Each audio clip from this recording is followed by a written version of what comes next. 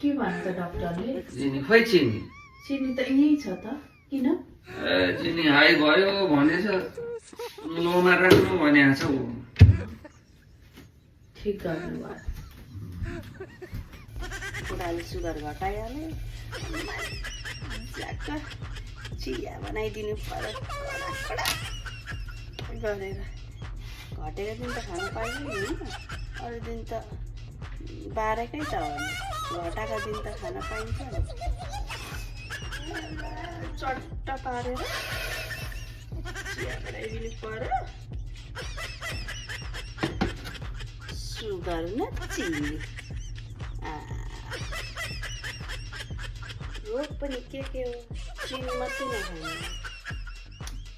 के रोग आउँछ, सुगर मात्रै नखानु।